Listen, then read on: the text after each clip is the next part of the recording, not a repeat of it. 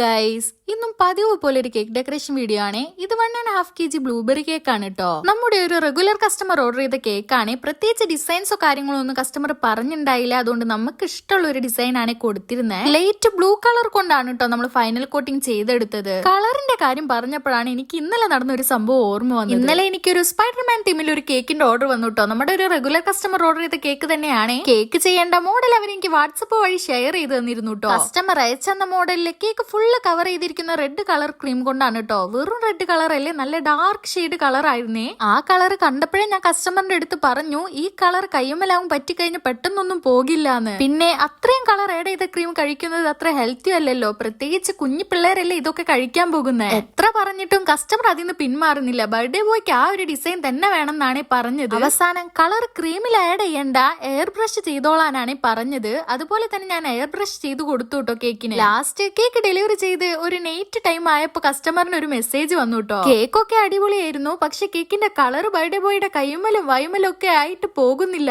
അതൊക്കെ പോട്ടെ, cake cut ചെയ്യുമ്പോ ഏതൊക്കെ മുതിർന്നവരൊക്കെ ഉണ്ടായിരുന്നു, അവരുടെ കയ്യുമെന്നൊക്കെ ഈ കളർ പോകാതായപ്പോ അവര് ചീത്ത പറഞ്ഞു എന്നാണ് പറഞ്ഞത്. കസ്റ്റമർ പറഞ്ഞ പോലെ തന്നെ കേക്ക് ചെയ്തത് കൊണ്ടും കളർ ആഡ് ചെയ്താലുള്ള ബുദ്ധിമുട്ട് ഞാൻ നേരത്തെ പറഞ്ഞത് കൊണ്ടും അവരൊന്നും പ്രത്യേകിച്ച് പറഞ്ഞില്ല കേട്ടോ. സംഭവം വേറെ ഒന്നല്ല, കളർ ഫുഡ് കളർ തന്നെയാണ്. എങ്കിലും അത്രയും കളർ ആഡ് ചെയ്ത കേക്ക് കഴിക്കുന്നത് അത്ര വലിയ ഹെൽത്തി ഓപ്ഷൻ ആയിട്ട് എനിക്ക് തോന്നുന്നില്ല. കാണാനുള്ള ഒരു ഭംഗിക്കും ക്യൂട്ട്നെസ്സിനും മാത്രമാണ് കേട്ടോ ഇങ്ങനത്തെ കേക്ക് കൊള്ളുള്ളൂ. കഴിക്കാൻ എപ്പോഴും നമ്മുടെ ക്ലാസിക് ഡിസൈൻ കേക്കുകൾ തന്നെയാണ് കേട്ടോ ബെറ്റർ. പറഞ്ഞിട്ട് കാര്യമൊന്നുമില്ല, ഇപ്പോഴത്തെ കുട്ടികൾക്ക് ഇങ്ങനത്തെ കേക്കുകളല്ലേ താല്പര്യം. ഇനി നമുക്ക് കാര്യത്തിലേക്ക് വരാം. കേക്ക് ഫൈനൽ കോട്ടിംഗ് ചെയ്തതിന് ശേഷം കേക്കിന്റെ മേളിൽ നമുക്ക് ഒരു അൺഇവൻ ടച്ച് ആണ് കൊടുക്കുന്നത്. അതിനുശേഷം ലാസ്റ്റ് ആയിട്ട് കേക്കിന്റെ മേൽഭാഗത്തും സൈഡ് ഭാഗത്തും കുറച്ച് ഫ്ലവേഴ്സ് ആണ് കേട്ടോ വരച്ചു കൊടുക്കുന്നത്. ഈ ഒരു ഡിസൈൻ ഞാൻ പിൻട്രസ്റ്റ് ഇൻസ്പയർഡ് ആയിട്ട് ചെയ്തതാണ് കേട്ടോ. കേക്ക് ഡെലിവറിക്ക് 5 minutes മുൻപായിട്ടാണ് കേട്ടോ ഞാൻ കേക്കിൽ നെയിം എഴുതിയത്. അതുകൊണ്ട് കൂടുതൽ വീഡിയോസ് ഒന്നും എടുക്കാൻ കഴിഞ്ഞില്ല. ഇതാണ് കേക്കിന്റെ ഫൈനൽ ലുക്ക്. ഈ കേക്ക് ഡെക്കറേഷൻ ഇഷ്ടപ്പെട്ടവർ എന്തായാലും കമന്റ് ചെയ്യണം. ഇനി വലിയ കമന്റ് ഒന്നും ഇടാൻ ടൈം ഇല്ലാത്തവർ ജസ്റ്റ് ഒരു ഹാർട്ടിങ്ങിൽ കമന്റ് ചെയ്തിട്ട് പോകണം. അതുപോലെ സബ്സ്ക്രൈബ് ചെയ്യാത്ത കൂട്ടുകാർ സബ്സ്ക്രൈബ് ചെയ്ത് സപ്പോർട്ട് ചെയ്യണേ. Thanks for watching.